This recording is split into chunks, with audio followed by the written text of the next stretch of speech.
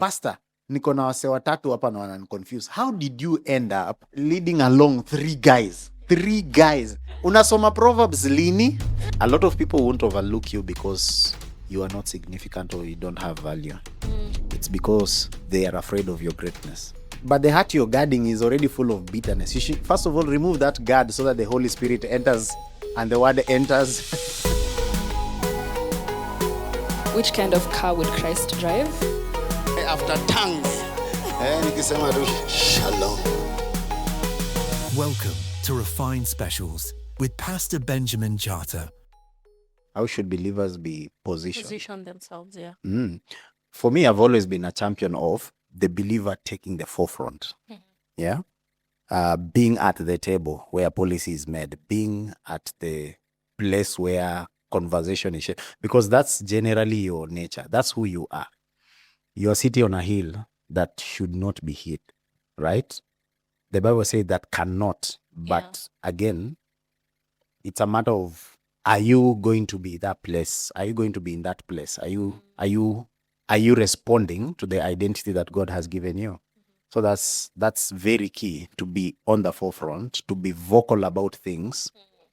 I don't know why many believers are very silent concerning pertinent issues. Like, lend a voice, say something. All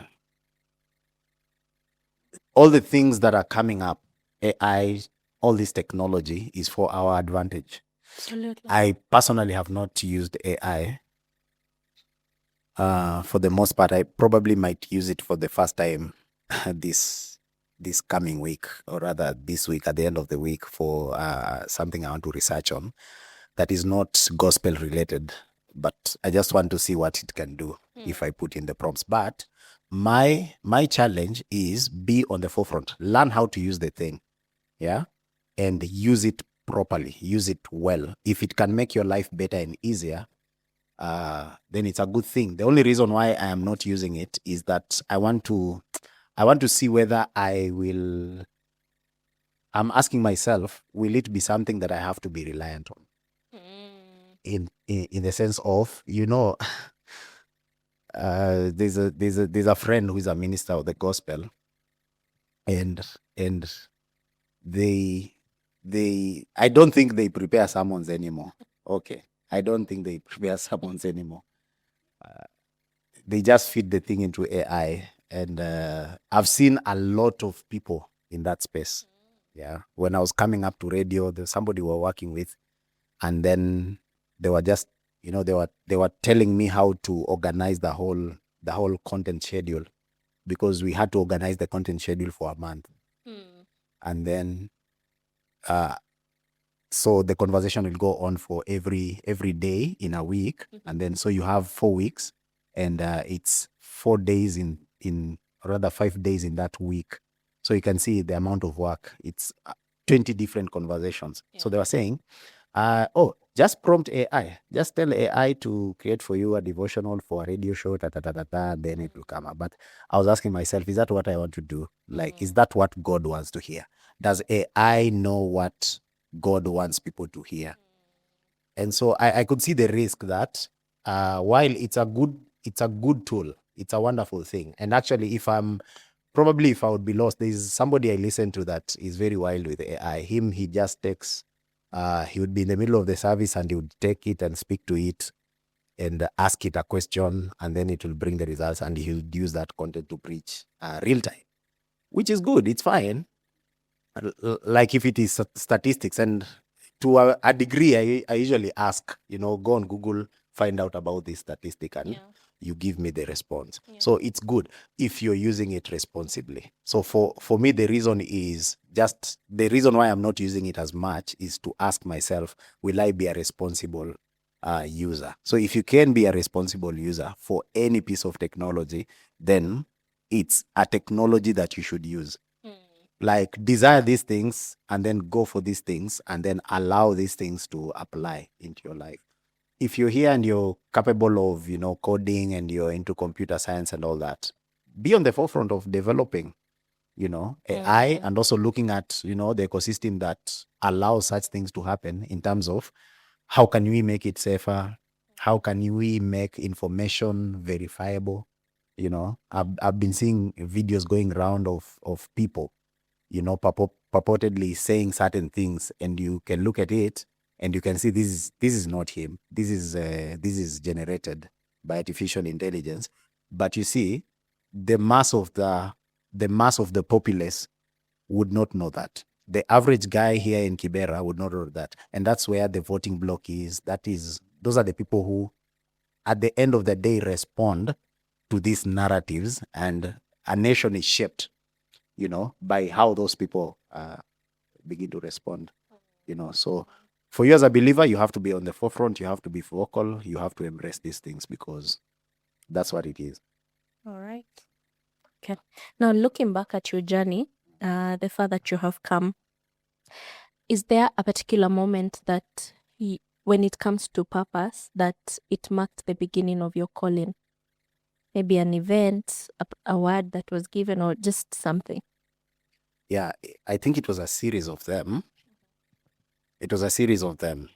But the one thing the pastor I was under made it clear. He made it clear. He said, God is going to use you as a voice of hope to many. So that was the big picture. That was the big picture. And then right around that time, there was a national youth conference happening by Deliverance Church in Nakuru. And so people are going there. A lot of youth were all going there. And the pastor sponsored me. He paid, I remember he paid for my accommodation and my transport and my food and gave me a bit of pocket money. He said, you go there, get exposed, see what they're saying. And I went there. And the conversations that were there, I had never had such things. You know, my background was a bit more religious in the sense that my parents were originally SEK. And then my mom transitioned a bit to PCA. So that was the ecosystem which I grew up in. Yes, there were youth programs, like there was the youth, what was it called then? I can't even remember. But there was that, but it wasn't as strong. What it was about was wearing T-shirts and coming together to sing a song in the front of the church. Like there wasn't like real impact on us, as long as we had matching T-shirts and matching trousers. And then during a wedding, we would be the ones marching, you know, in front of the procession. So that's the value of the youth, which I think was very limited. So when I went and I had all these conversations that were happening there, it was profound. And then I encountered the power of the Holy Spirit, like at a profound level. Yes, our pastor he was anointed and he used to demonstrate the Spirit. But at this level, I hadn't seen it. I hadn't seen it, people being, you know, devils being cast out, you know, the word of knowledge being given for over, like, Percy would give it once. But this one, there was a minister who gave words of knowledge for almost 15 minutes.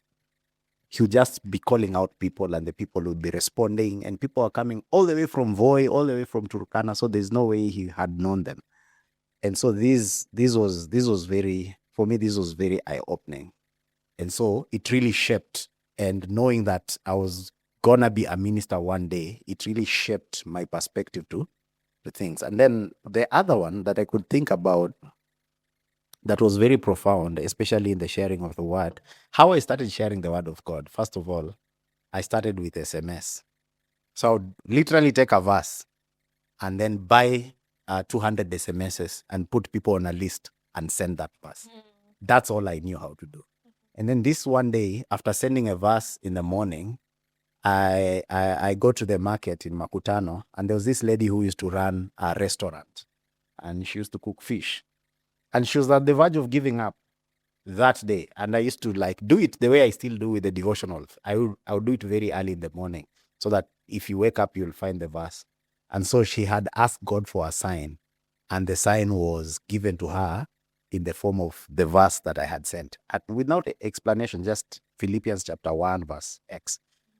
And that's what made her go to work that day. Wow. And that's how breakthrough came to her. Wow. You know, because as I think what she told me is that some people that day contracted her to supply breakfast and lunch for a construction that was going on somewhere. So that, it kicked some capital into her business, and now she was able to continue.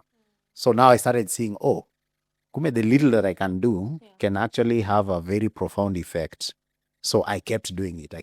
And I grew in it. And before I knew it, I would take the verse, write a bit of an explanation. And it continued. And now I was in the pastoral, I was sharing the word, I was speaking to people all over. Whatever moment I get to share about our King and his kingdom, I will do it. So it kept growing, up to what it is today. That's really great.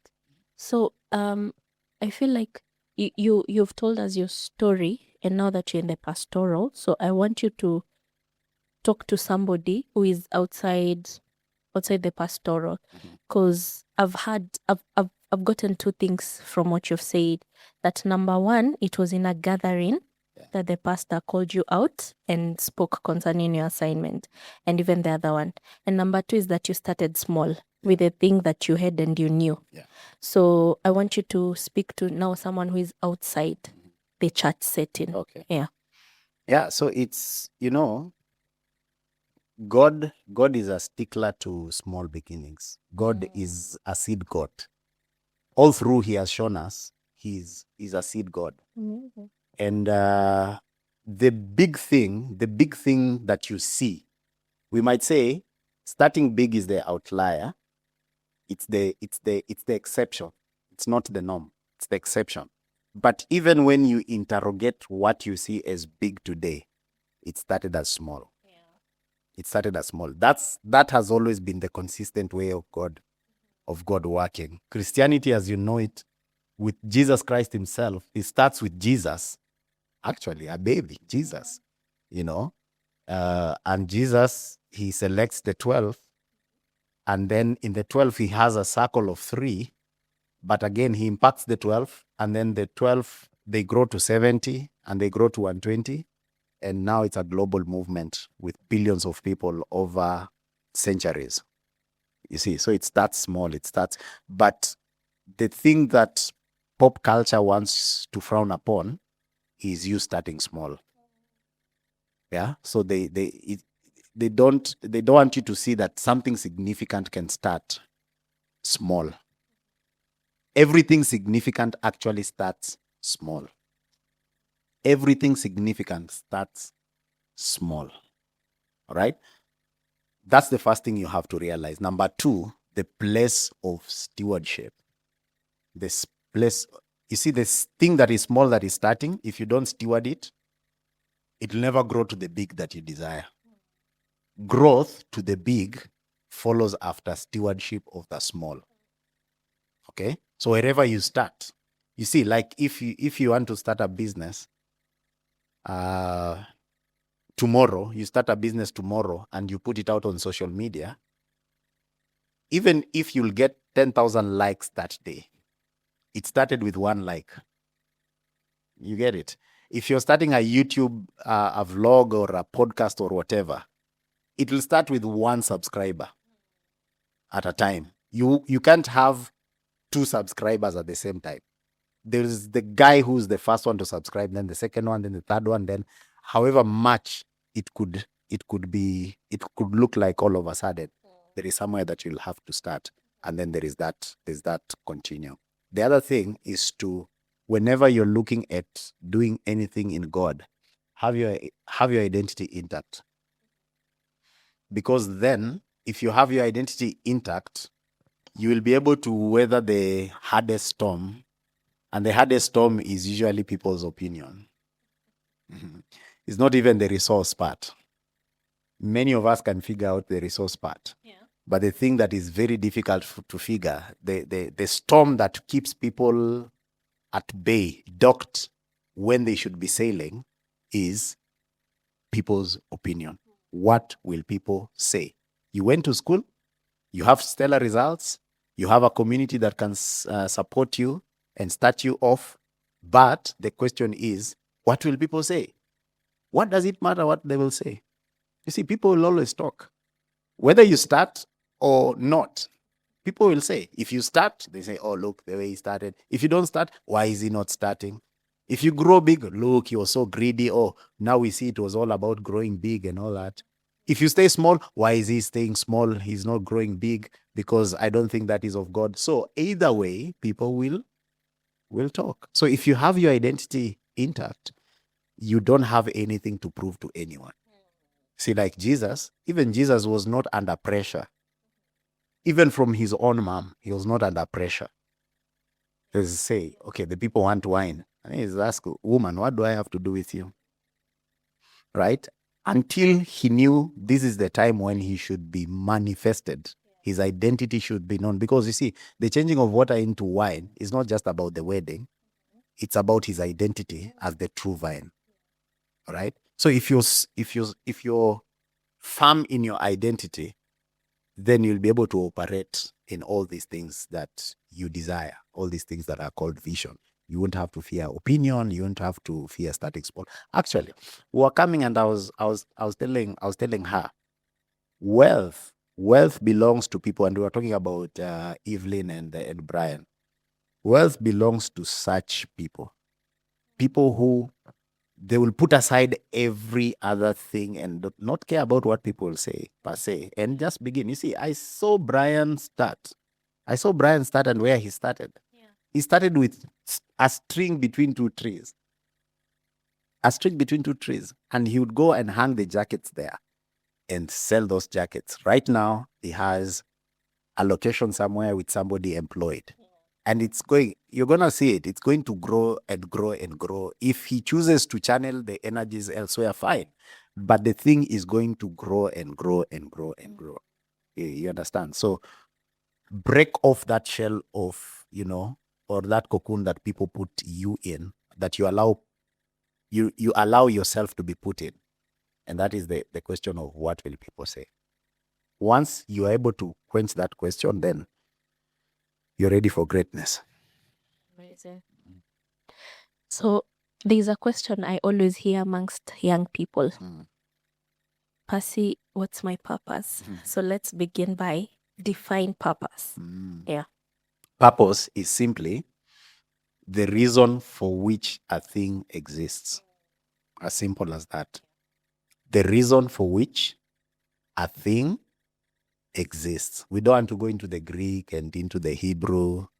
And of course there is that, but it could get complicated. And so because it's almost a problem question within church and in schools, people want to know what is that and how do I get into it?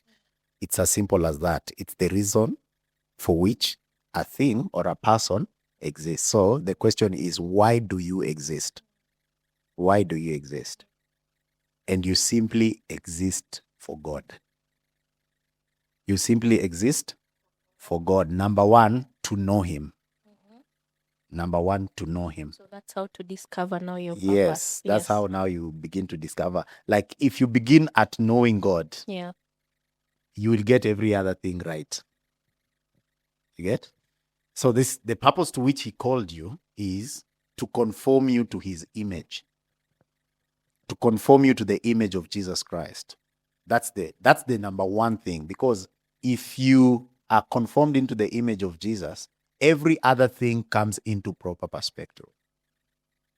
So you first of all exist for God, to know Him. And then number two, to make Him known. To know Him and to make him known. So purpose is capsulated in those two things, to know God and to make Him known. Now,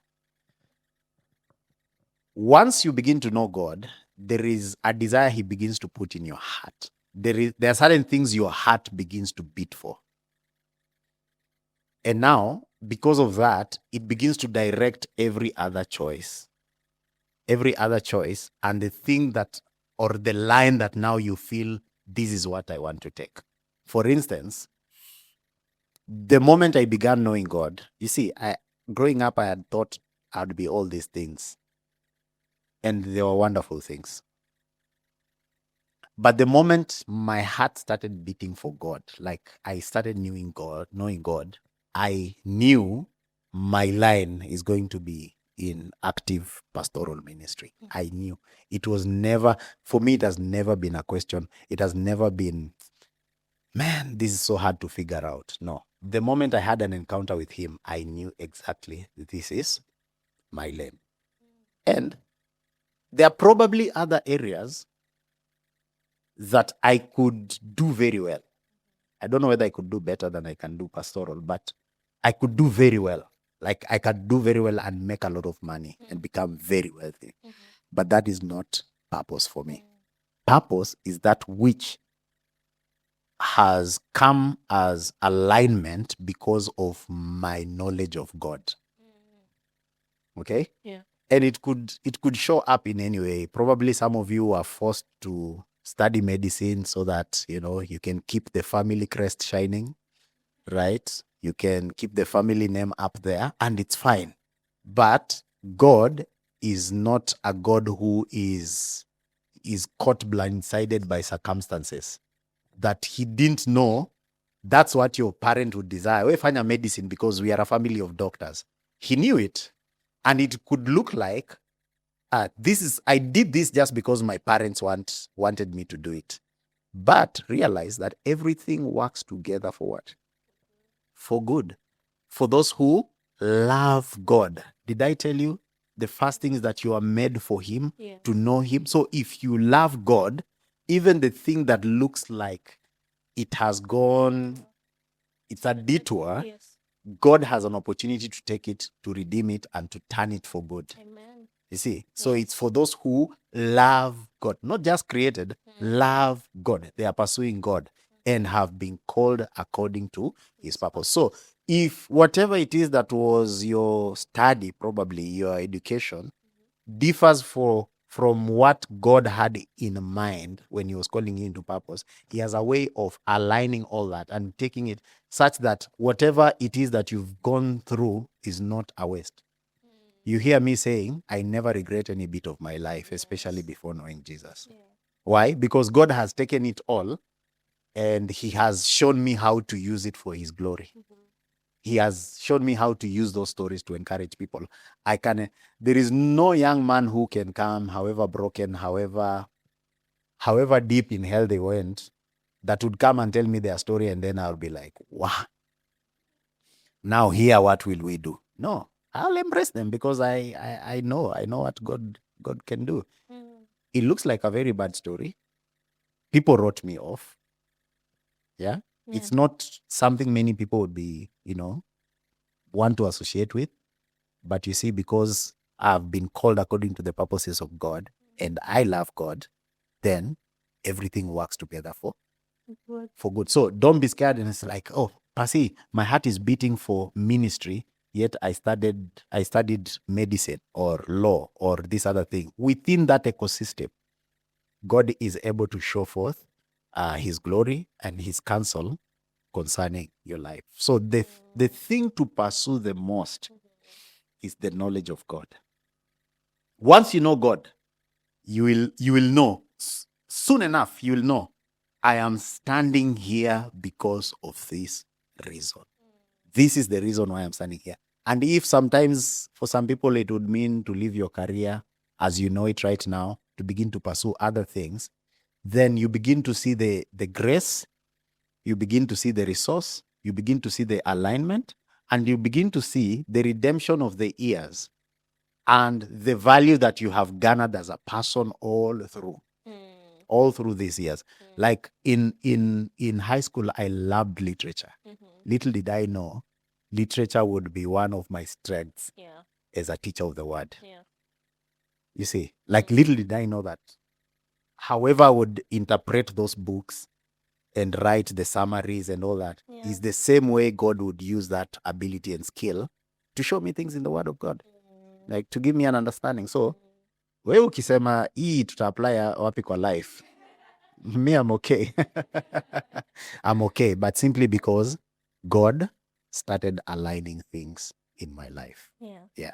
Do you think we can train up the children in the way that they will know their purpose from as young as they are? Yeah. Yeah.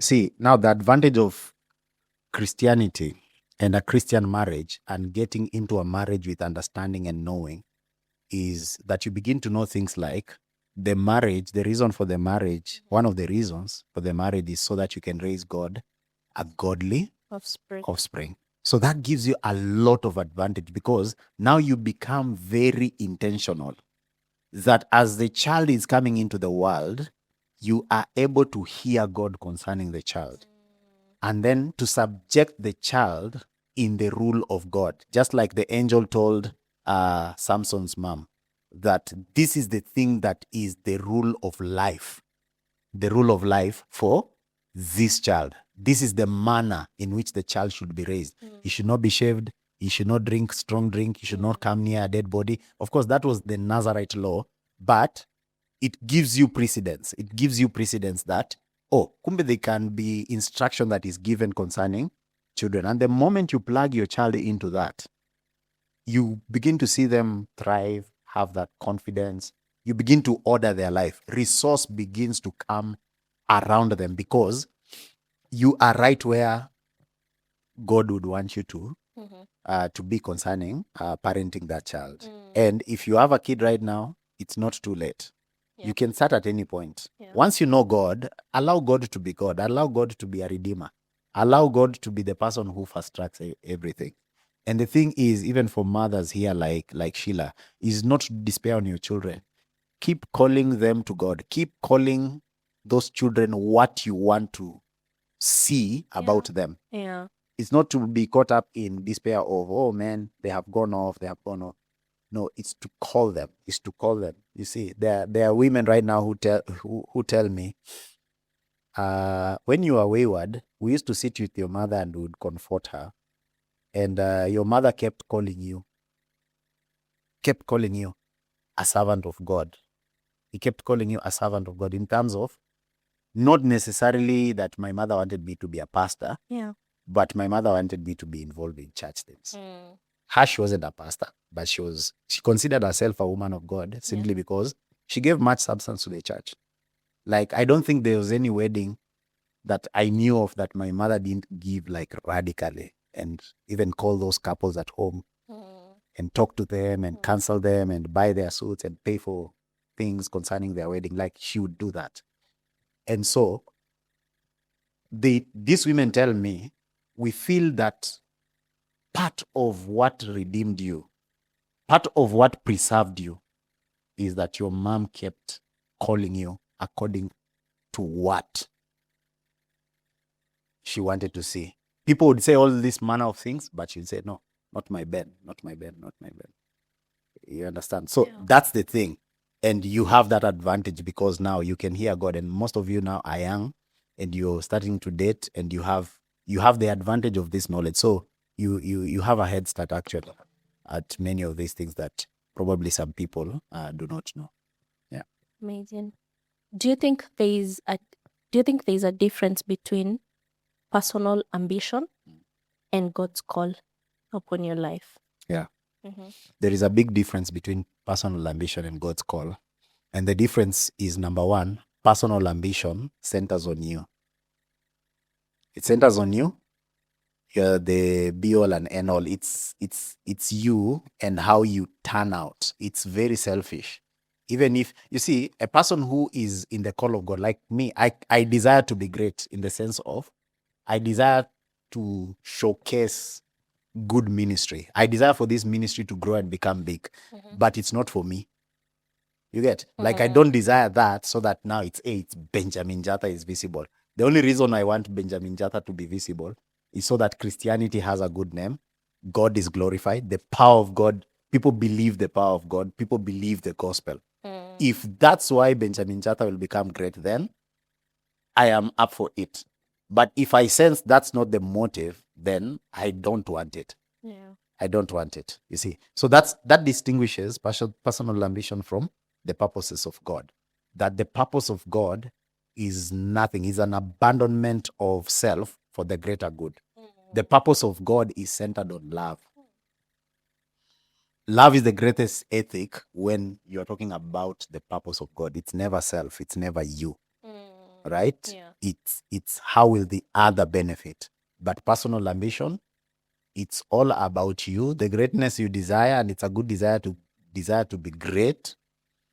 God makes people great, but then that greatness now becomes it's just me. It's just me becoming great. It's how I will benefit. It's how I will have this security around me, garner wealth, make a name for myself. And that's why God invades Babylon, because these people, they wanted to build a tower so high and make a name for themselves. Yet, from within the same vicinity in chapter 12, he takes Abraham and says, I will make your name great. Which means God has no problem with making men's names great. He just looks at the motive. Yeah. If the motive is right, and let me tell you, you cannot hide motive from God. Hawezi sema, wacha njifanye tu niko na motive fiti, and then hoodwink God when you get huko mbele, now you abandon. No, God sees the end from the beginning. Yeah. He will know at this point whether you have the right motive or not. Because if you're going to have the wrong motive, the seed is already in you. The seed for wrong motive is already in you. And many people might not see seed, but God sees the seed. Because I remember I said God is a God of seed. Yeah. So it might be hidden to everyone else, but to God it's not hidden. Mm. If I have a selfish ambition concerning Kibali Ministry, it might be hidden to everyone else, but to God, he sees it very clearly. Yeah. Yeah. He sees it very clearly. So I think that's how I'd look at it. That reminds me of the scripture you gave us beginning of the year. That search my heart, oh God. That we need to keep praying that. Yeah. Yeah. So let it be part of your prayer, that search my heart, oh God. Yeah. And reveal anything, that seed that is on the inside. Yeah. So now my next question is, you have talked about when you're starting small that you need to have a proper identity. But now there are moments that, because immediately you discover your purpose, it's not like everything is rosy. And in this world, some people are often overlooked, dismissed, and all that. So what needs to be central so that even in the midst of being overlooked and being dismissed, that you keep going, that you keep your foot forward and you keep pursuing that which God has instructed in your heart? Yeah, when you're being overlooked, when people don't recognize your gift and all that, it's a very hard place to navigate. But again, going back to Romans 8:28 and 29, that whatever is meant to align to purpose will happen. Everything will work together for good for them that are called for them that love him and are called according to his purpose. And I usually give this story of how I preached somewhere in a church that I belong to, and they pushed me to Sunday school. They pushed me to Sunday school. For the record, it wasn't Eagles Faith, so don't hate Pastor George for nothing. But they pushed me to Sunday school, and I knew why they had pushed me there. It was sort of to quiet my gift. I went and shared with the brother I was living with, and he told me, you can either take offense or discover the purpose of God for you in that space. So I chose, I'll not take offense. So he told me, the only way to discover is to take the opportunity. Don't rebel. Take the opportunity. Go to Sunday school on Sunday. Begin to teach those children. And so I went, and I realized, these guys, the level at which I am learning the gospel, that time I was listening to all these people, Akina John Lennox, Akina Alvin Plattinger, Akina Stephen Mayers. I know some of you have never heard these names. Akina Ravi Zacharias. Like I was listening to content at that level. These are university professors, Akina William Craig Lane. And so that's how I would conceptualize things in the Bible. And I realized I can't come speak to kids at that level. I need to chew it down and bring it to their level so that they can understand. I need to turn the way I am looking at David, Daniel, Joseph, Abraham from a very globalized perspective into a story that directly impacts this child.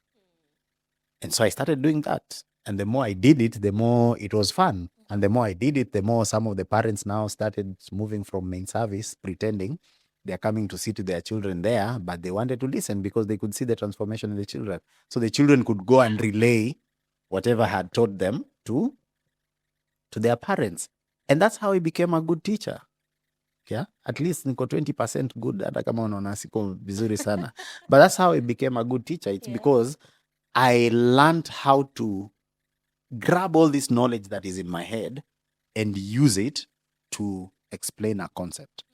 Like I can pull a story from anywhere, even from a meme, and begin to tell the gospel or explain a concept, you see. So I would have gotten offended because I was overlooked. But I found purpose by pursuing the will of God for me at that space. Because I knew clearly I've been sent there to serve. And so serving, for me, serving is serving. If God wants me to serve, I will serve at the place where I need to serve. You see? Yeah. So if it's in that church, if they tell me, okay, go and wash the bricks, I'll go and wash the bricks. I might not understand exactly why I'm washing the bricks, right? But I'll go and wash the bricks like bricks have never been washed again. You get? Yeah. So it's that. Don't get into a fight of significance. Don't begin to get into a fight of significance. Don't answer back. Don't try to prove a point. Don't try to prove anything other than that you are called of God. And you see, that gives you a lot of peace. Like with Jesus, he didn't respond to the enemy in terms of the enemy demanding to say, if you are the child of God, if you are the son of God, turn this bread into stone, when he was most vulnerable. But you see, for him, the question of identity was already settled. So he was able to flow into what is it actually that is written.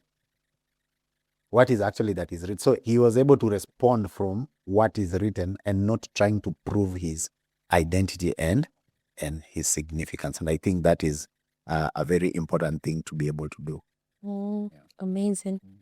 So in the words of one of us, I want you to know that you are the most excellent teacher. Thank you. Thank you. And this is also a very important thing for you to know. A lot of people won't overlook you because you are not significant or you don't have value. It's because they are afraid of your greatness. So they want to dull it down. No. They want to bring you to their level of mediocrity.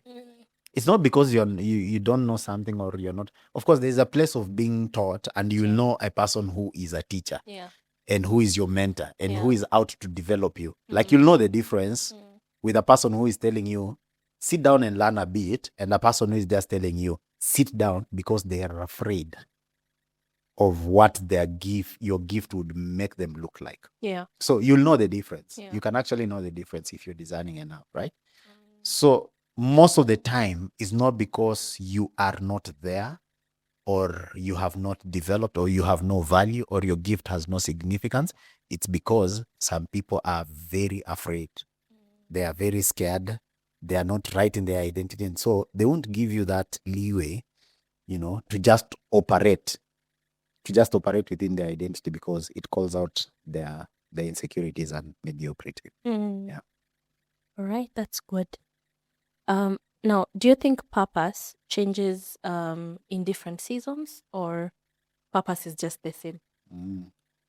Purpose is fixed.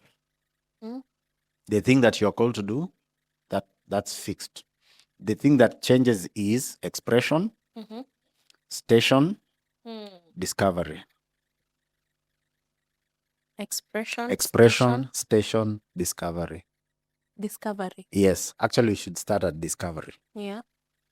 So you begin to discover. So it's like, generally, you're going to speak hope to many. It's a very general, it's a bigger picture sort of way to look at it. That's what was told to me.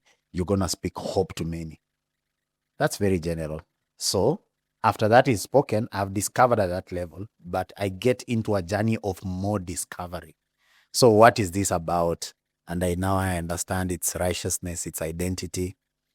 That's what I'm supposed to, stick on. I can teach many other things, but I'm very good at righteousness, identity, and the accomplished works of the cross. That's my forte. I'm very strong in that. Yes, I will speak about many other things because God has endowed me with knowledge, but that's the place. But you see, the discovery has changed. It has grown from the general speaking hope to the particulation of this is how you speak it, and this is who you speak it to. You get? Yeah. So that's station. Kitambo, I would be frustrated when certain people wouldn't get me. But right now, I don't get frustrated. I understood every gift has its audience. Yeah. Just like Paul was sent to kings and Gentiles, and Peter was sent to, to the Jews. God also has an audience for every gift. And so again, it's not an excuse now to sit back and say, oh man, you are not my gift. It's to try to communicate it as much as you can. But also, if I am trying as much to dial it down to somebody to understand, if you don't understand at that level, then I know, no, I'm not called to you. And it's perfectly fine. It's perfectly fine. So there is an audience we don't target. You get? There is an audience. Somebody came and asked me, how comes the church you have here is so many young people? How did you go out to get young people? I was like, no, that's the anointing targeting the gift. It's targeting the gift to the young people. And especially because of what he wants to do with us. God always wanted us to walk the journey of life with people. So you find that a lot of people who come here, they begin to get into marriage, they begin to get into parenting because it's establishing families. It's for what God has for this nation in the years to come, because he will always start at family. If God is to transform a country, a community, a people, the business world, he will start at family. And so what better way to give me a people who are fresh from college, just fresh from high school, so that we can begin to do what? To walk the journey together. Yeah. God brings me people who are very broken and distraught that I have to restore and to do the difficult work of restoring until they are able to stand in and walk on their own. Yeah. I don't mind when they come. I know it's the harder work to do. It's the harder work to do when you have been stoned this other corner and now you have to come with your wounds and tears, and it's me who has to wipe your wound and tears. But I don't mind it. Why? Because I know that's the target.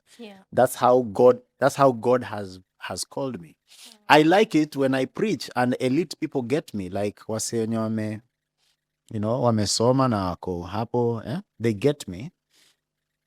People in corporate, people who are in academia, people who are intellectual, so to speak, they get me because I know that's exactly my target. So for me, the stations are clear. The stations are clear. Like probably you would know in the past, I think since the year started, I've been working with people. I've been working with corporate people. I've been working with, people who are setting up even schools and all that, because that's the demand of my gift. There is a person who is a banker. There's a fly. He's doing very well as a banker, and he calls me specifically so that I can give him words. I can give him direction. Like, he doesn't move into the next big thing without consulting me. He has never, since we got to know each other. That was, I think, 6 years ago. He has never moved into something without consulting. So it's discovery, and then I've said station, and then expression. So expression might change. Expression might change. It could get to, like with Paul. Paul started with, crowds and all that. And then all of a sudden he was in palaces speaking to kings. And then finally he was under house arrest. And so people came to him. He was not traveling anymore. Are you seeing the progression? Are you seeing how the expression is changing? For some time in his ministry, he would go out and preach and preach and preach and remain many days in cities. And then at a time, God had to use prison to confine him so that he would pen down the letters. So it's a change of expression. And for you also, it could be the same thing. That's why you have to have all this perspective concerning what you're doing. You just don't look at the now. Yes, the now is the main thing, of course, but you look at eternal perspective. You look at far beyond today. What kind of legacy am I leaving? What kind of impact am I going to have? And how am I going to achieve those things? How am I going to achieve legacy and impact? Yeah. Are you saying that? Yeah. So it's discovery, passion, and expression. In that way, purpose changes, but purpose is very fixed. Awesome. So up to that point, if there's any other question on purpose that I've not tackled, I want you to write it down, then you'll ask later. Now, let's move to another topic, the topic of love. So, Can I read something before we yes, you can. go into mapenzi? Najua hapo ndo nani anapenda. Hapo ndio nani anapenda. Let's see. Here,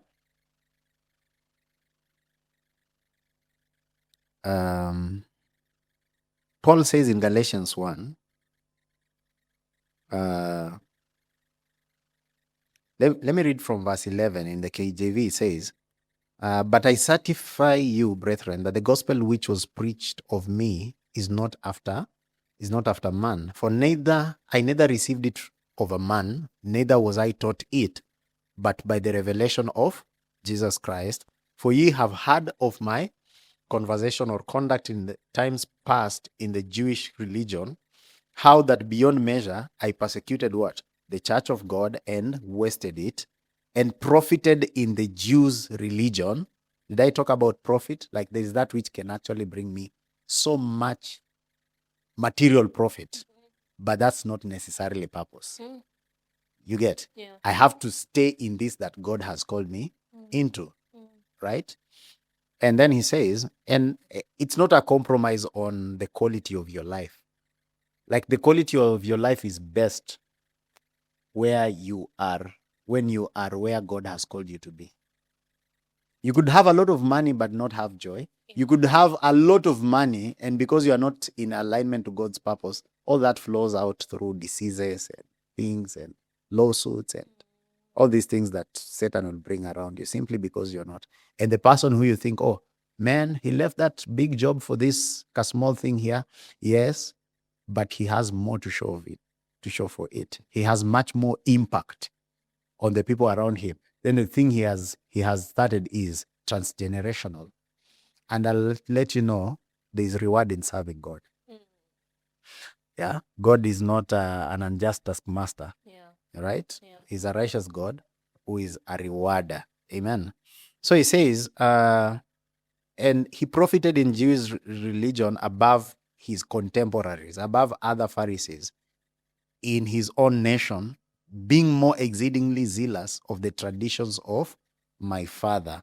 But when it pleased God, listen, who separated me from my mother's womb and called me by his grace to reveal his son in me, that I might preach him among the heathen, immediately I did not confer with flesh and blood. Question: where was Paul separated? In his mother's womb. Where was Jeremiah separated?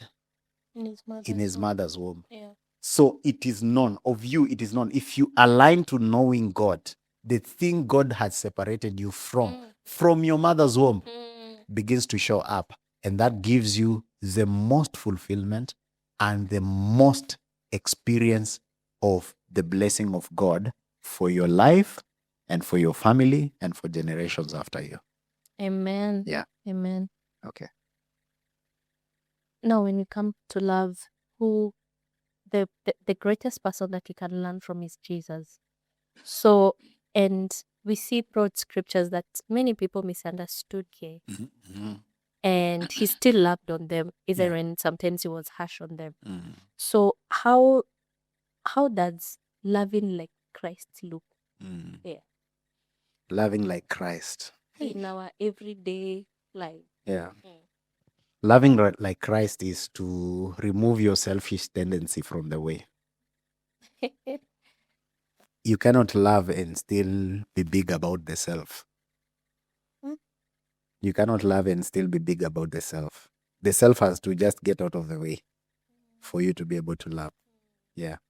See, they misunderstood him, but he never made it about himself. Oh, yeah. Right? Yeah. They vilified him. They said all these things about him, but he never took it to heart and never took it personal, because he had removed his selfishness away. And so whatever it is that was his response was from a nature that God had given him, or a nature that he has always had. And so for you and I, it's removing our selfish tendency away from our lives and how we approach relationships and those that are around us, and begin to live and respond from the nature that God has given us. Because God is saying we love like him. The only reason we are able to love like him is because he has made us like him. Mm-hmm. The times when we have a fleshly response is when we are responding outside the gospel, outside the nature that God has given us. We are responding in selfishness. Now, it comes back to an identity thing. If you always have something to prove, you will not be able to love. If you always have something to prove, people will manipulate you. Because you'll always be listening. Ground inasemaje? Yeah, ground inasema nafaa kukwaje. Ground inasemaje kuhusu sijui nini, kuhusu weddings. Ground inasemaje. So you want to prove to the ground. If you want to prove to the ground, number one, you're already in the manipulation of the ground. Number two, you'll not be able to love those people. Because anything they bring up, you take it personal. It looks like it's a personal affront. Even correction, you only receive correction if you move out of the way. Just move out of the way and let your sonship identity be set. Like, if I correct somebody, I'm not saying you're not a son of God. So your sonship has always been, I've not touched you. Your sonship is the most intact thing about you. All else supposed to change in alignment to that. You see? So that's what Jesus did. He knew, even if you confront him, even if you misunderstand him, he's already understood by the Father. He's already accepted by the Father. He's already known of the Father. He has a mission that he is focused on that comes from the Father, is not dependent on a person's opinion. So you would say he has a demon. And he would never even respond like, no, I don't have a demon. No, he would not. He would just keep doing. He would just keep doing, and he would point to his works at least. Yeah. He would say, you see, if I cast out Satan by the finger of God, then the kingdom of God is amongst you. But if I cast out Satan by the hand of Satan, then what about your sons?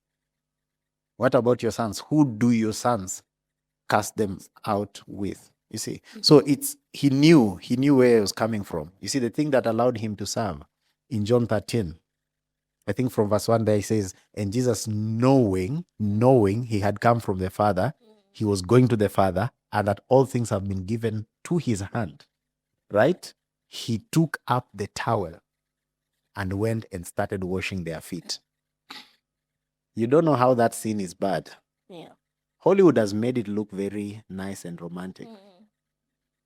First of all, you have to realize that they were not seated on a seat somewhere.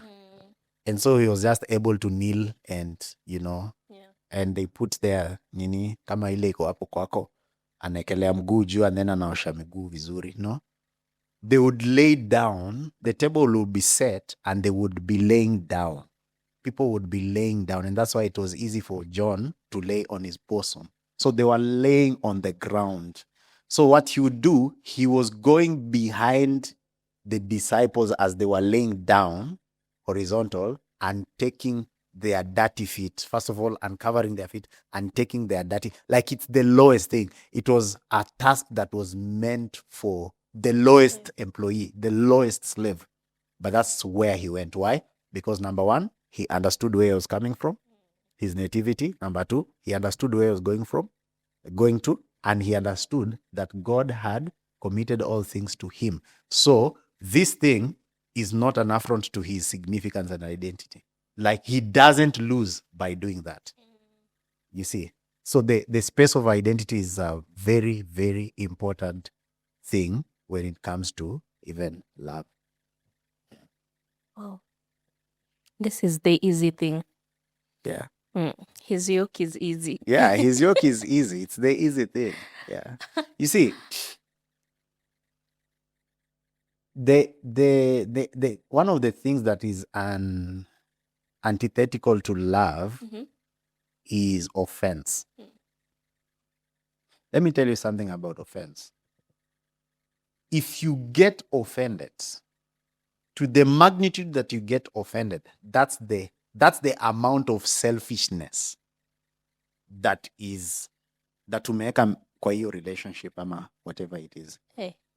You see, the way you get so much offended, that's the degree of selfishness that you have placed in the relationship. So if you have lesser selfishness in the relationship, the lesser offense you register. If it's not really about you, if you don't take things personal, then the lesser the offense. And that's why great peace have they that love the law of God. Nothing offends them. Why? Because the word has washed them so much from self. It has removed self from the way, and now it's Christ alive in them. Are you saying that? Yeah. So begin to measure the weight of offense that your heart registers. That is directly proportional. Huh? Unajua unakumbuka hiyo hesabu? Directly proportional to the selfishness that you have harbored in that relationship.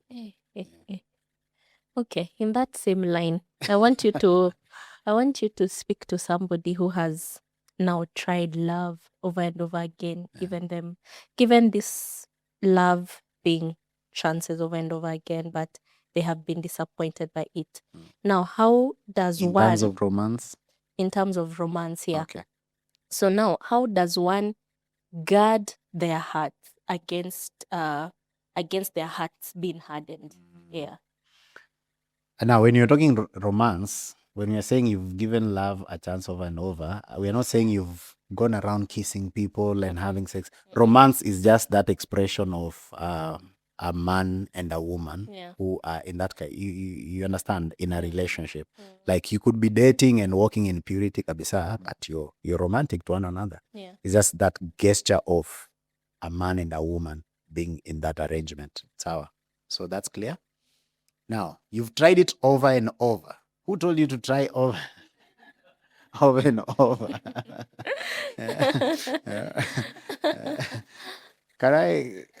Can I shake tables? Please do. Do you know why people try over and over? Because selfishness is the main thing they bring to that. And so, because the self is not getting the gratification it needs, you look for an exit. Hey. Or because it's the self that is leading, you get into the wrong thing. Yeah, it was always about you. So that has blinded you from every other thing. Wanakuonyesha red flag. Na wameweka hata kwa hii red table yetu.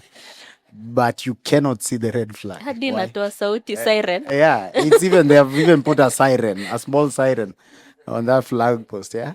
But you cannot see it. Why? Because you have gotten so much into self. Yeah? See, self blinds you. Self blinds you from self gets in the way of wisdom.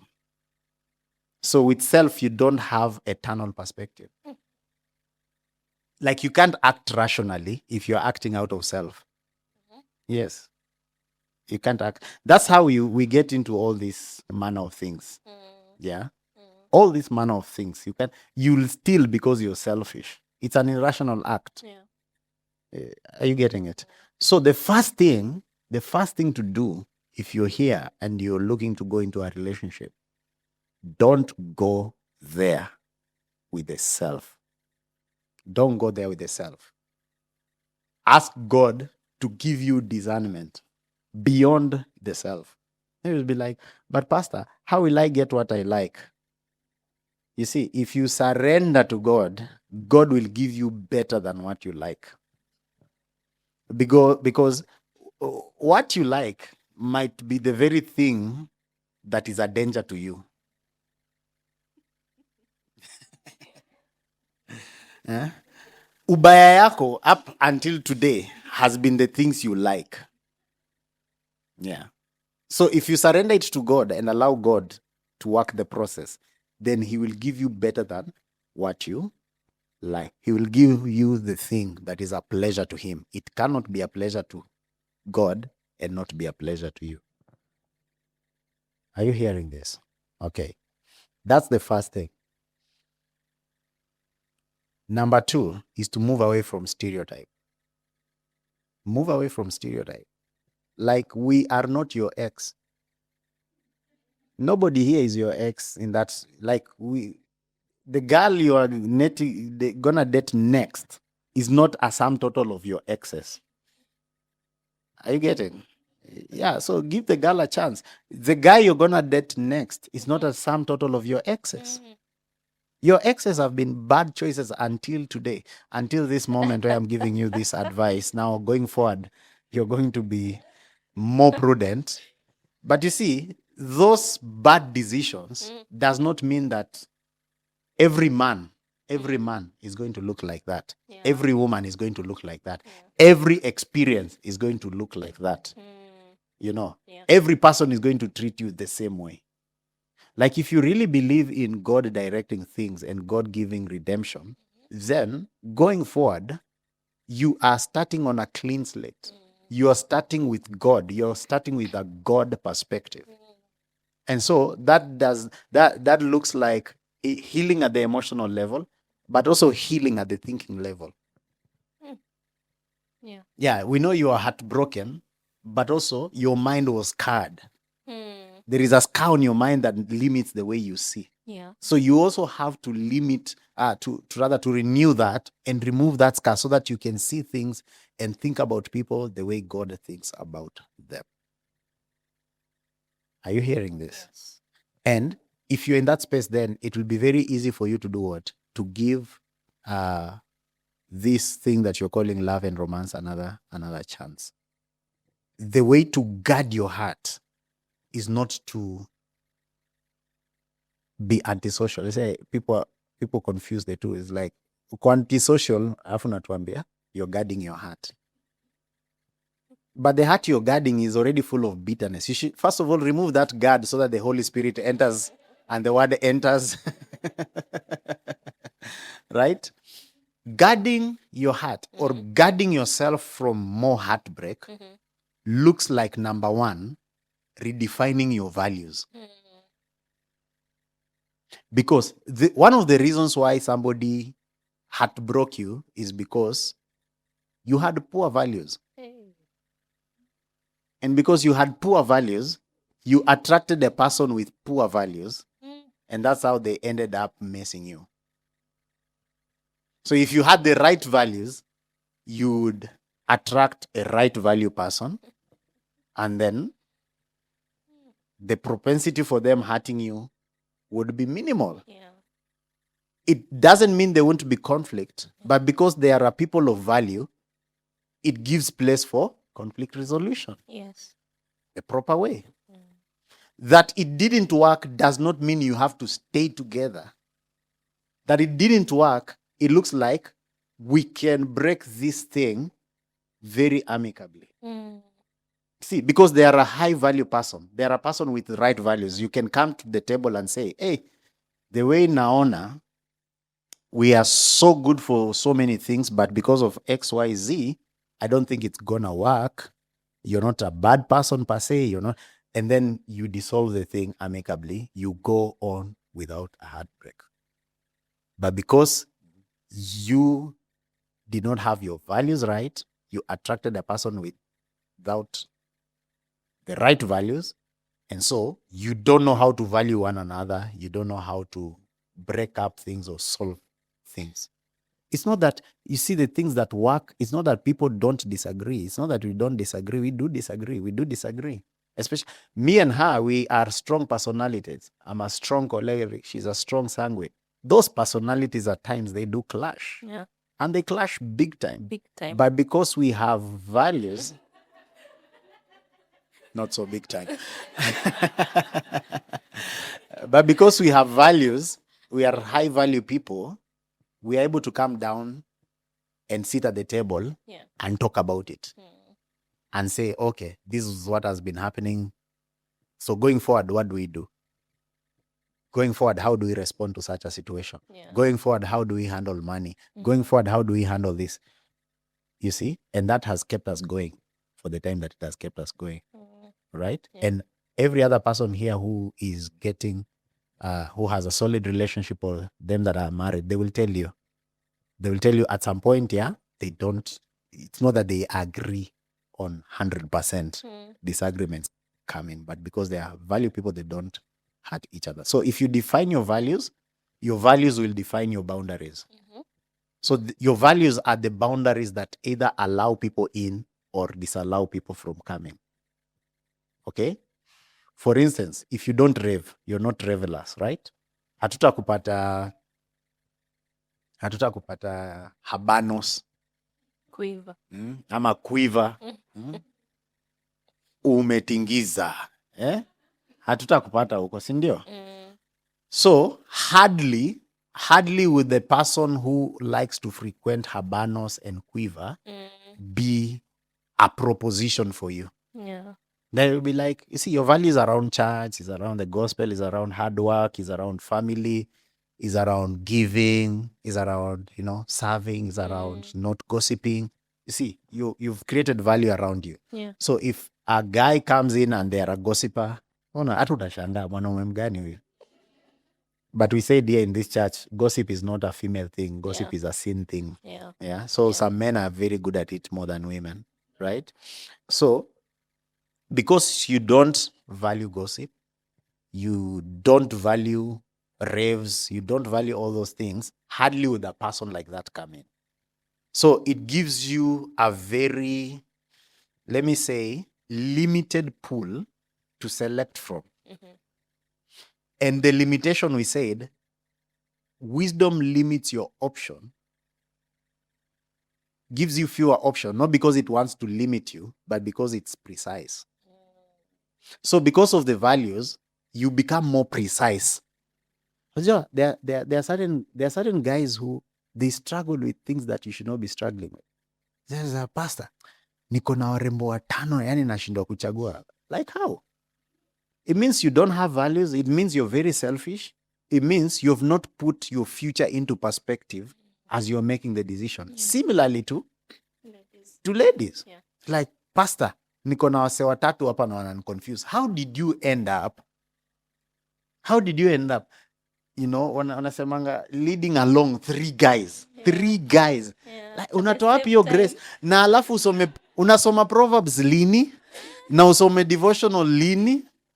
Na usikize sermons lini? Na uko na majama watatu? Shindwe pepo mbaya.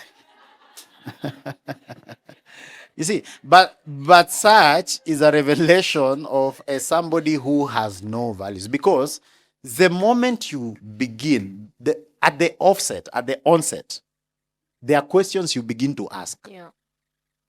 Right at the go. Like, where is this going? And this means you should be where the conversations are happening. Yeah. There are people who ask me, Pastor, kuna huyu ameniita coffee, niende. Like, you want me to decide whether you should go for coffee? You get? Go for the coffee. Yeah. Go for the coffee. Kwani atakufanyia nini Java? It's like, I think he has bad intentions. Atafanya nini Java? Hakuna.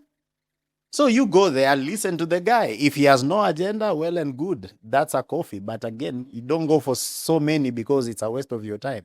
Again, you don't want to just be sitting around men drinking coffee. Yeah. Go on that first coffee date, ask.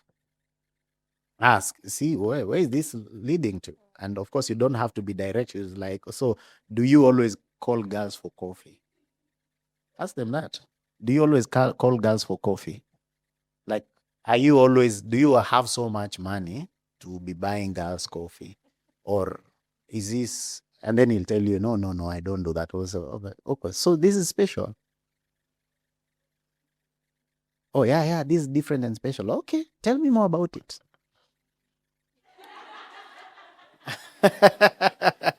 Yeah. And now they begin, to tell you. Yeah. And so tell them, okay, nimesikia, I've heard. And now let them prove that this is exclusive. Yeah. Let them prove that this is exclusive. Similarly with guys. Yeah. If you've called out a girl and she's coming to you, ask her first of all, quali every guy that calls you for coffee, you go. Like, bro, this one is usually different. You are different. Uh-huh. Tell me about it. And then now you define. See, it's that. It's very objective. And now you won't just be easily letting people into your heart. It's very objective. See, love is a decision. Yeah. Love is a decision. When I met her, I didn't know her. We decided to love one another. Yeah. She was a total stranger to me, and it was like, hey, uni nani tena, uni. And she was a total stranger. It was not like when I just saw her, oh my God. I was like, okay, fine. She's fine. She's good looking. And of course, that you will notice, but that doesn't mean you've fallen in love. Noticing somebody is good looking does not mean you've fallen in love. Yeah. Yeah. And so even here, we should be open to receiving and giving compliments. Yeah. Somebody giving you a compliment does not mean they are fallen in love. Don't fall in love from a compliment. Mtu ashakwambia, by the way, leo dress imeweza. That guy is checking me out. That guy is checking. We are not checking you out. We are just complimenting that you've done well at least. Yeah. Yeah? Yeah. You've done well. Isn't it? Yeah. Yeah, so I saw her and now we began, we were just friends and we were talking. And over time, I thought to myself, this would be an awesome person to spend life with. And then after thinking, I went and asked her. And then after asking her, I now fell in love. Are you seeing the way it is value oriented and it's very objective? You get? Because when you're breaking up and you're not loving each other, it's because of something. There is a reason. So you eventually decide, I don't love this person anymore. How comes the feeling is not just going with you everywhere you go? At some point you decide, oh no, I can't love this guy. And that's why you're breaking up. And that's why you're separating, right? And that's why you need crisis management. So similarly, you can work backwards and know love is a decision with an emotion attached to it. Yeah. You can go to coffee and drink the coffee na utoke hapo kama uko in love. Are you getting it? Yes. So that's the way. Once you make that the perspective, you won't have a lot of people breaking your heart. Because I say after 2 coffees we shall fall in love. Like, coffee, kahawa. Labda alikuwa na mistari moto. You process the information again. Yeah. You process the information. Ask the questions. Many of you go to dates where you never ask anything. Yeah. You never ask anything. You're just there and you're listening. Oh, let me take this call just a bit. Sasa, let's kuji fellow. Sawa. As I was saying, you don't ask the hard questions. So the whole evening imeisha tu about. As I was saying, as a favorite color, nini. Ask the hard questions. Ask the hard questions. Mimi napendanga pink. Kwanza pink na ile dress yangu. Okay, you love pink, but ask them. Yeah. Do you know about your personality? Do you know about your money personality? Has somebody ever angered you? What did you do? What was the thing that was the most offensive? Why did you leave? Which church do you go to? I go to Kibali. Okay. How many years have you been there? 2 years. Okay. What happened in the previous church? Why did you leave? to go to Kibali Ministry? Why do you go to Kibali Ministry? How do you serve in that church? How do you support that church? How is your relationship with your dad? How is your relationship with your mother? Yeah. Yeah. Where did you go? Ask those questions so that you are able to know the person. You know the person. Kujua anapenda pink is not knowing the person. That one can change tomorrow. Yeah. Alikuwa anapenda pink, akaenda akasikiza wimbo sijui ya nani, sasa siku hizi anapenda baby blue. Ama sijui anapenda mauve.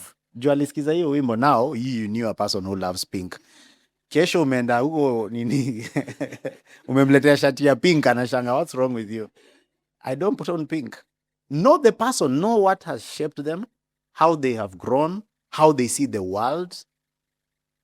Ask those difficult questions. Have you ever had sex?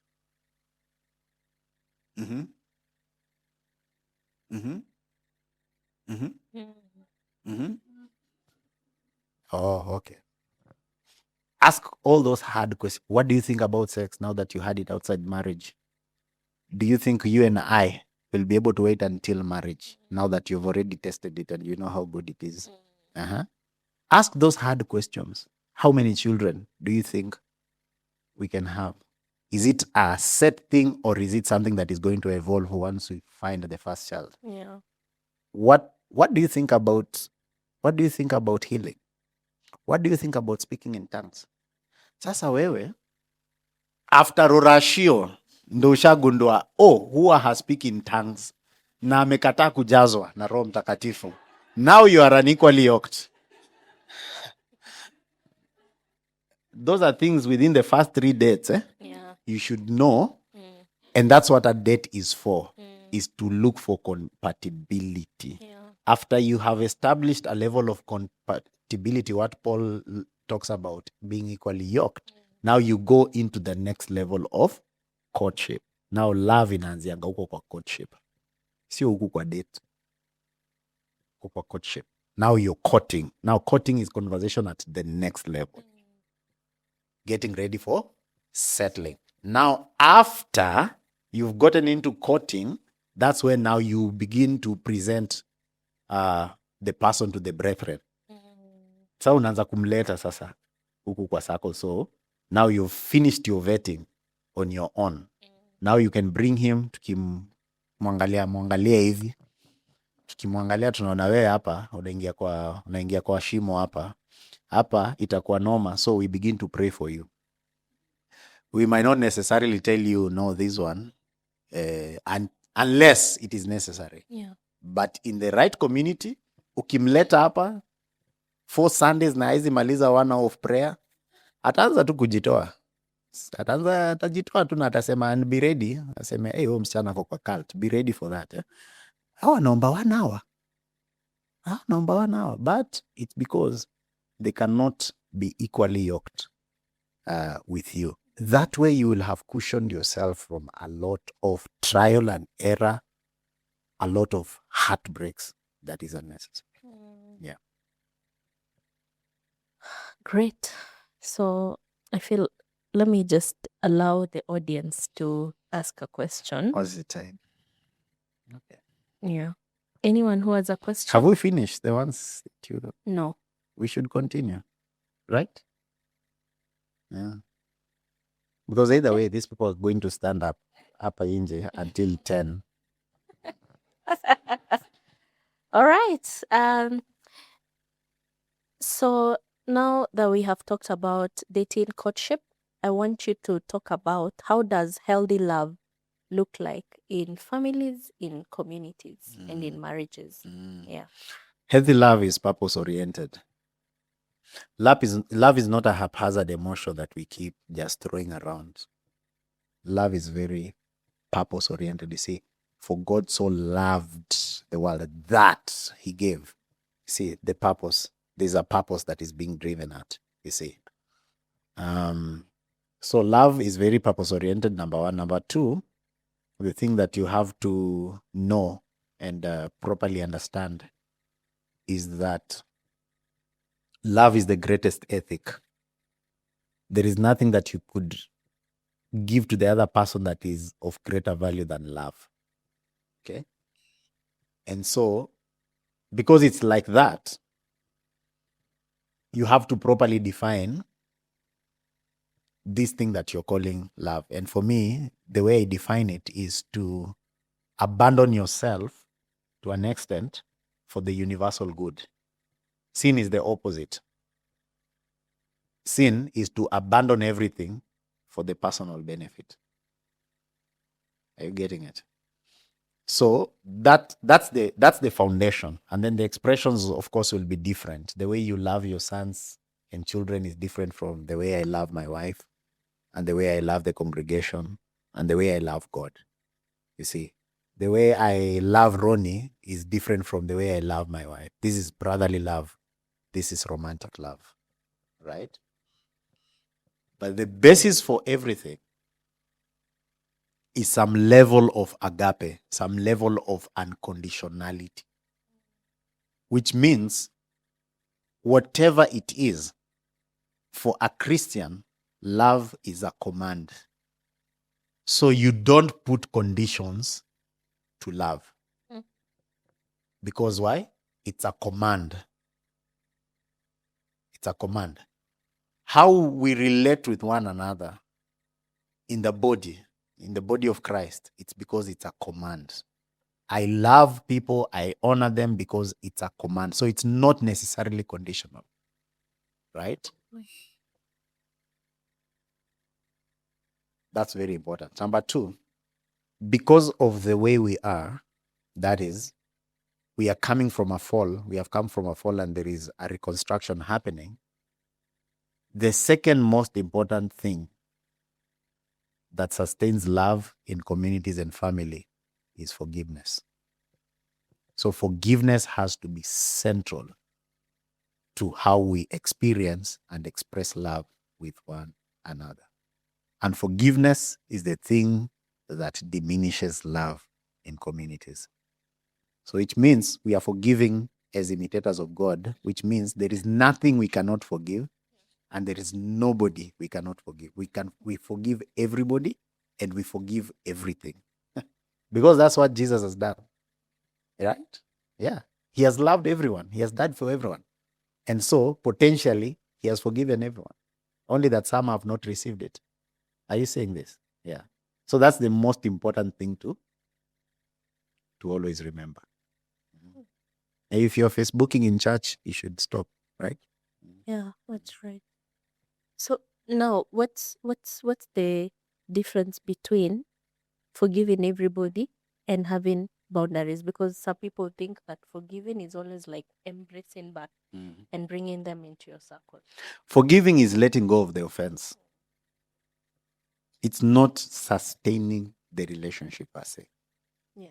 So the relationship can be broken, but the forgiveness is there. You've forgiven them. You've let go of the offense. You're not offended at the person anymore, even though you're not relating.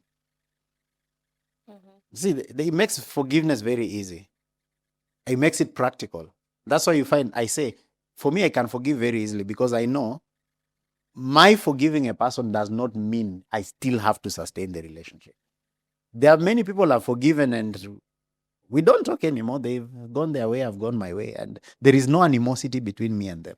And if we meet tomorrow at the mall, it's like, hey, hi, hey, oh, Kofit is house. Okay, see you again. And that's it. And I have no animosity whatsoever in my heart because the offense was let go and then everybody kept their space. Yeah. Okay. Now, another question that I would want clarity on is we normally hear this phrase so many times, especially when someone is transitioning in form of death, that they have finished the race. So when Paul is talking about finishing the race well, what does that mean Everybody dying for a believer? Okay. Everybody dying does not necessarily mean they have finished the race. There are many people who die with unfinished races.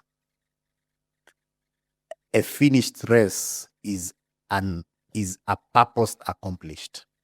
When you have accomplished purpose, that's when the race is finished, not when you die. There are people who die without finishing or accomplishing purpose. Yeah. Awesome. So it looks like simply accomplished purpose. Accomplished purpose. Yeah. So, what do you have to tell somebody who right now feels like they're kind of behind from where they're supposed to be? Okay. Yeah. Number one, how do you know you're behind? How did you come to that conclusion that I am behind? Because that begins to give us some of the answers that we might be looking for. So if you know this is the reason why you're behind and this is where you're supposed to be, then you should know there are certain things that I ought to have done to be where I'm supposed to be. At times when people ask this question, they want to put the responsibility on God or on a broken system or on some person who did not enable certain things to happen. But you see, within that broken system, people are thriving. With that God you want to resent, people are thriving. So the problem might not necessarily be out there. The problem usually is in here. So are you responsive enough? Are you as obedient? Are you pragmatic? Do you have that outlook of possibilities, or have you put up excuses all around you and found reasons why you should not do what you should actually be doing? Yeah. Yes, a guy sat the whole of last year and never read their Bible. Yeah. And they say, I feel in that church I'm not growing. But there are people in that church who are growing. Yeah. So the problem necessarily is not the church. You have the whole week, you haven't read the Proverbs, you haven't read the devotionals, you haven't joined anything that is going on as prayer, there is Bumak going on. You have not joined any of those. When I say, I feel stuck. You feel stuck, but you've excluded yourself from courages of movement. You understand? So usually when I hear such statements, it's really, number one, about what the person is not doing. There is a response that they are not giving to the instruction and the purposes of God, number one. Number two is usually out of comparison. So you look at every other person and then you compare. You say, hey, given this, people who are with in high school, they have done this, they have done that. So it's not really directed by purpose. It's directed by comparison. Yeah. The other thing is that usually the metric is material, not from a purpose angle. Say, I have not progressed simply because I don't have this and this and this and this. I met Karaoke the other day. He was driving and then he had a very nice suit. And then, so it's material things. It's material things. So for them, progress would be if we give you more material things, then you say, hey, I've moved a step, but it's not purpose. Because then if it is purpose, it's very simple to answer that. It's get to know God more and get into avenues where you're able to make him known. That is the greatest progress for a man. Yeah. Right. So oftentimes if you're in that space, just look within. Introspect. Look within. Yeah. Okay. Especially if you're in an economy like Kenya where there are people who are moving forward. Clean. Yeah. There are people who are moving forward, right? Yeah. People come here, they get jobs and all that, right? Yeah. So again, it's just to look back. Is it something I'm missing? Probably I haven't done. Then begin to do it. If not, then it's the place of patience. It's the place of patience, understanding that every person's process is different and there is something that God is working in us. So let patience have its entire work so that you might be perfect and lacking nothing. Yeah. Awesome. Right. Now to learn this thing, what is one misconception about love that you think is so loud in today's world? That sex is making love.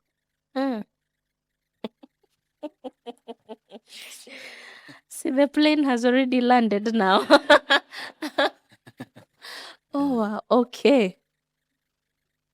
right. Another. Ronnie is like, expound. You cannot make love. Love was already made and given. You only experience it. Yeah. All right. Sky, maybe anyone who has a question? Kepa's right there. Then bring it to Soulfight. Hey, maswali leo. Salva. Yeah, I love that. I love that. Let me begin by saying I love this church because of those type of responses. My question is in the gospel. We have been meditating since you taught us concerning Romans 6. Okay. The sin shall no longer have dominion over you. And in the process of reasoned argumentation, we came up with a question. We developed a question. If Paul was sent to the Gentiles and the Romans are Gentiles, they were not under the law.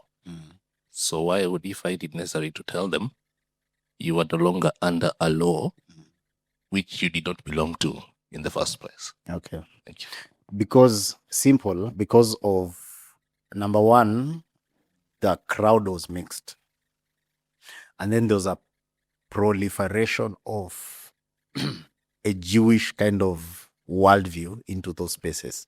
Similarly with Galatia. See, in Galatia, when he went, actually the thing that he comes back to the Jerusalem Council to discuss was emanating from Galatia.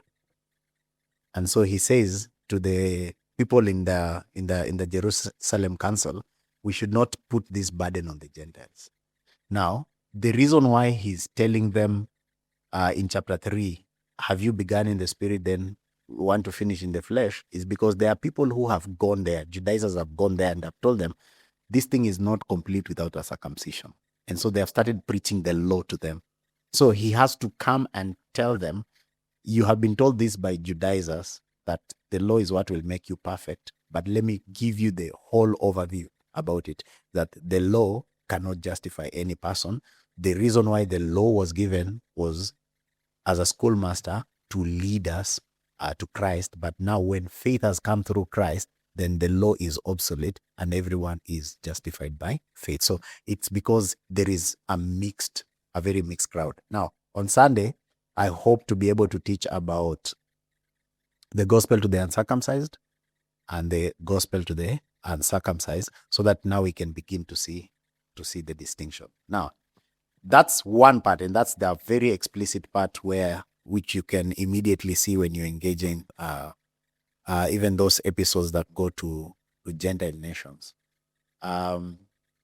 You look at things like Ephesians, he doesn't so much capitalize on speaking about the law. Philippians, the same thing, because they didn't know what that was. All right. But also, we could look at laws in terms of, you see, a law is a fixed principle within which a certain community operates. And so, even I, as a Bantu here in East Africa, there are certain laws that I subscribe to, from what they call our forefathers, right? And even so, I have to be told that those laws are not implicit to me. That because of Jesus, now I have been taken away from all that mode of operation into faith. But we shall look at it deeper. Just to say, bottom line, it was a mixed crowd, and then the Judaizers were infiltrating those spaces and begin to teach the law.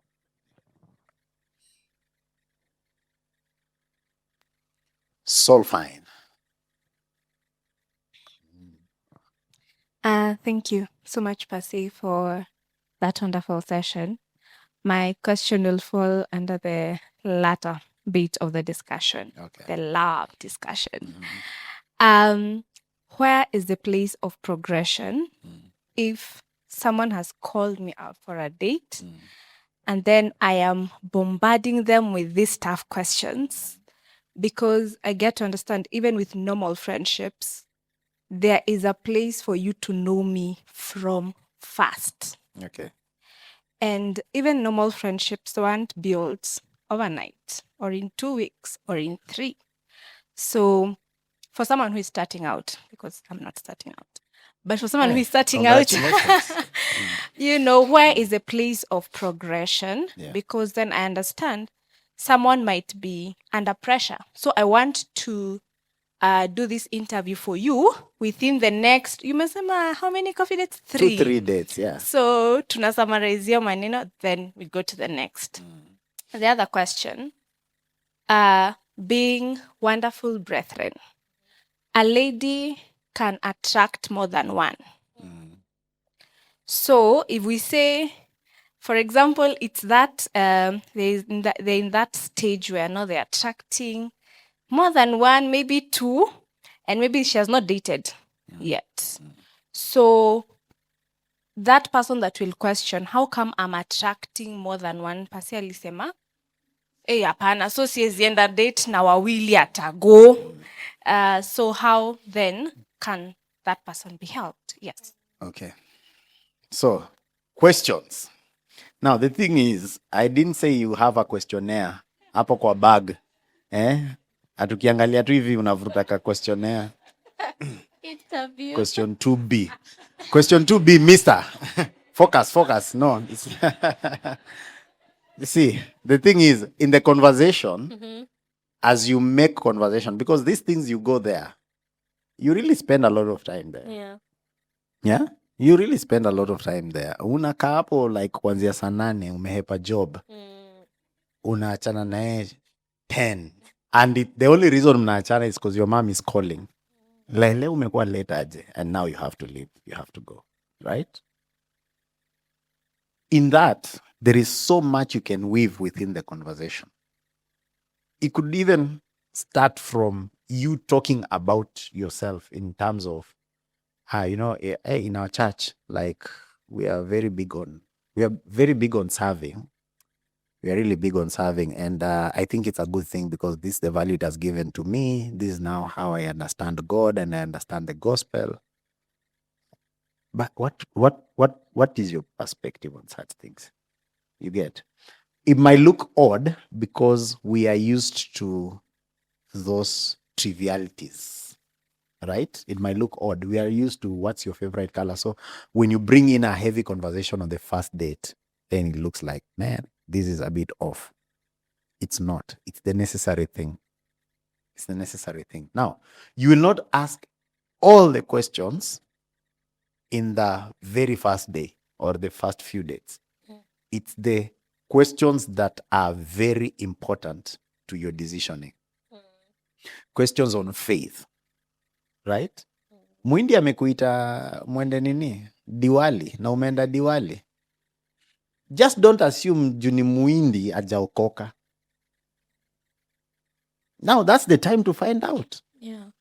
Hey, umenita hii Diwali na nifiti nini? So, by the way, do you have a Hindu god under the bed? But you see, you don't want to go forward. You don't want to go to several dates with an assumption. Yeah.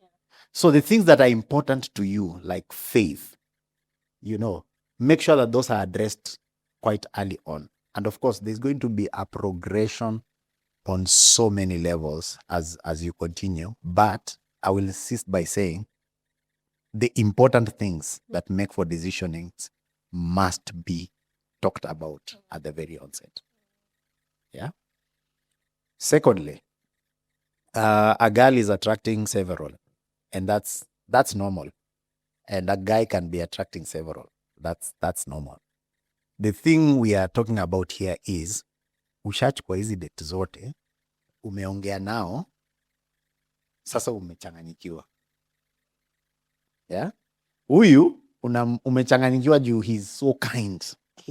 He's so kind. He is so kind. Haizi acha utembo hii side ingine ya barabara ugombwe na nduthi, anakuweka hii side ya pavement. Those my kindness, huh?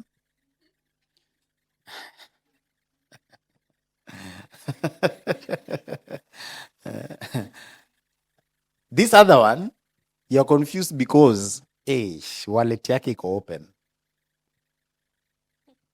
He spoils you like crazy. Huyu mwingine na yeye when I'm with him, there's just a presence about him. Na richness ya word. Nakwambia boy anaelewa word. Nakwambia mami boy anaelewa word.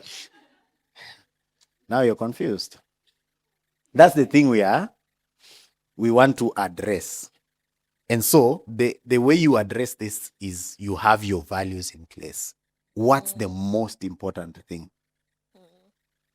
And the moment you have the most important thing at the front, then it begins to filter out. Juu umse anaweza kuwa ni mgenerous, lakini ye stories za church, like values zenu na God haziko aligned. Haya, huyu mwingine ni mkind na unaona tu pia anakongana do, lakini ni mstingy. Ule utateseka na watoto wako, mtateseka. Unaona? Huyu mwingine ndio anapenda word na anakuanga lakini sasa unaona hivyo vila unapenda kuko kwa presence yake. Kuna wengi wanapenda pia kuko kwa presence yake. Who has wisdom, let him hear. So you have to ask the questions. We go back to the questions. You have to ask the questions so that whatever it is that you value comes to the surface. And don't ever think, let me help you, ladies and gentlemen, both. Don't ever think it's your responsibility to change. Don't say, wacha niende na hii, nitachange. You see, that thing that you need to change, that is the thing that you should hold back for. Yeah. If you cannot survive with it, kama tuseme anakuanga na zile nywele dengu. Unajua ngale machali anakuanga na nywele dengu. Kama anakuanga na nywele dengu na wewe unajua tu vizuri hiyo kitu inakuofendingi, please don't go with the nywele dengu. Hold back because of the nywele dengu.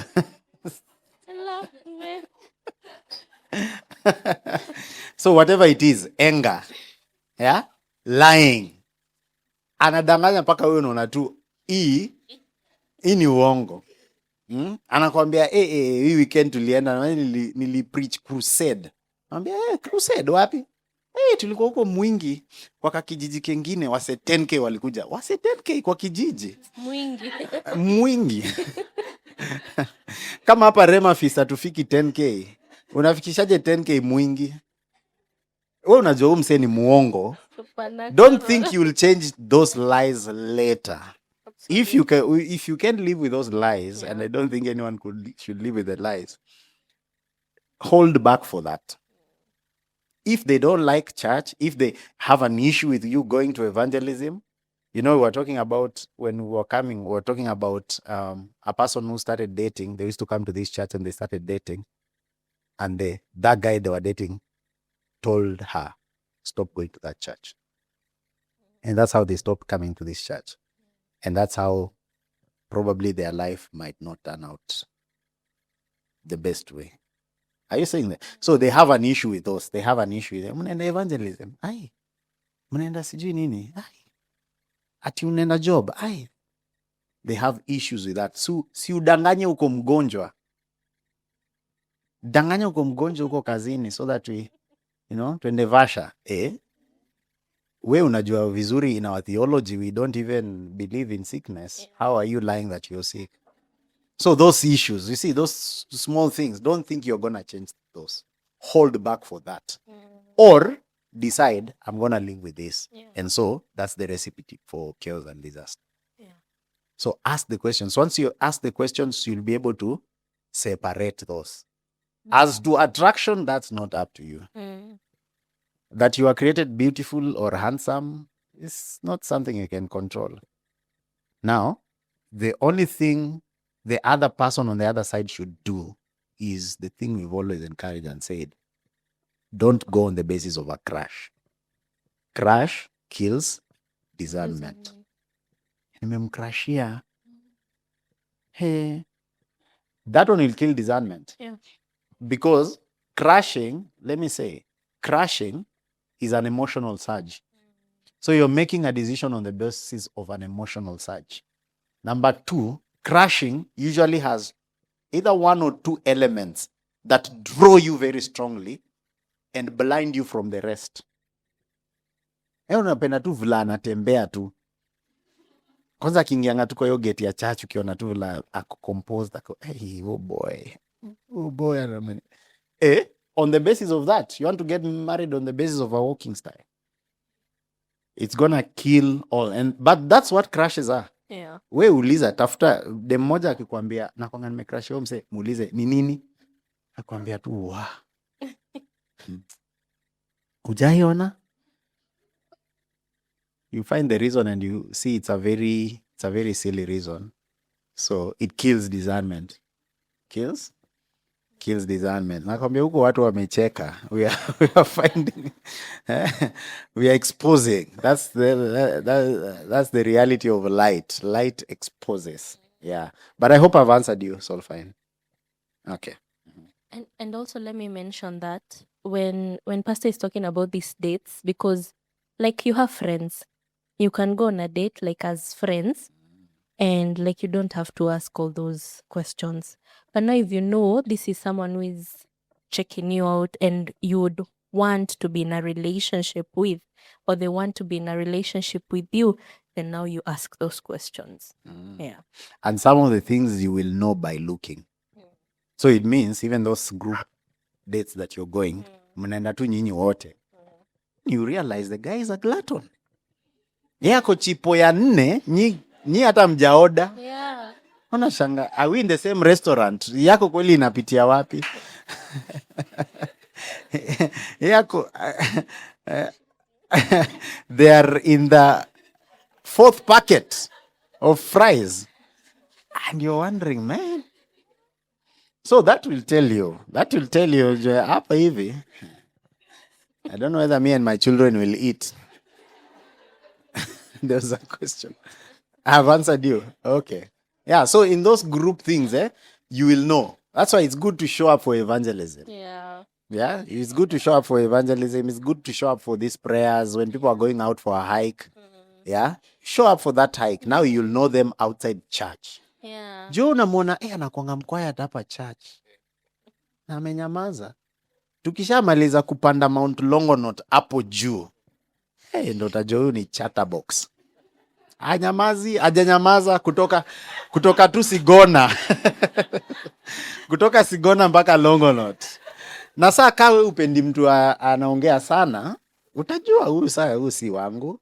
Alafu mwingine mwenye anapenda chatterbox, atajua, kumbe ni kanisani tu na kwanga umenyamaza, tuko huko nje utanipigia story. Then this is my person. So again, what I'm saying is also be yourself. Be yourself. You see, the thing that you might be hating about yourself, is the thing now that the person will like. The person who God has meant for you. Yeah. Right? Yeah. Yeah. Kama tukiuliza Nash vizuri hiyo voice yake labda ndo Mose anapendanga sana. And some ladies will be like, "Hi, my voice is harsh." But Mose tu akisikia hivyo tu anamwambia, "Sasa babe. Hi." Mose can drive here right now. You get it? Yeah. So I hope I've answered.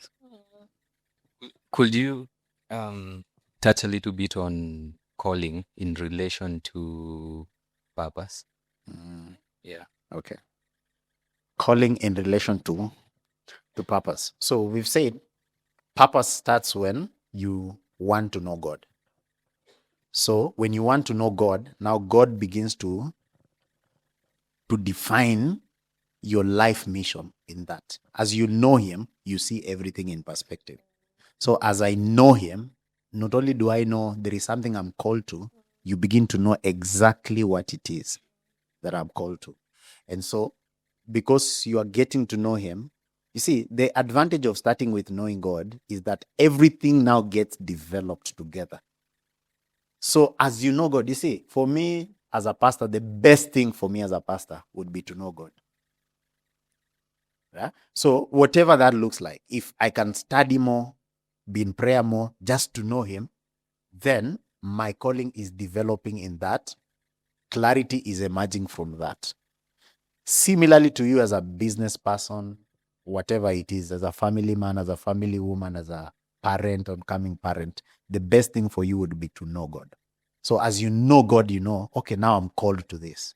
And as I'm called to this, these are the demands of the calling, and they get answered as you pursue God. And then there's also this very wonderful thing that you should also consider, because as we grow, responsibility begins to emerge all around you. So to start with, I was a single guy, right? And then all of a sudden, I have this woman that I have to marry. So I have to know what I am called to that woman. All of a sudden, now there's a church I'm pastoring. I have to know what I am called to that church. And then children begin to show up. So I have to know what I'm called to those children. And then responsibilities keep growing. All of a sudden, I'm called to a nation. And then I have to know what I'm called to that nation, to a region, to a continent, and even to the globe. You have to know. What I am called to be in the church might not particularly be the thing that I'm called to be to my children. Although all that, I am called to be a godly man. I'm called to be a Christian in that, but the expression might differ. The only way you discover is going deeper and deeper and further into your knowledge of God.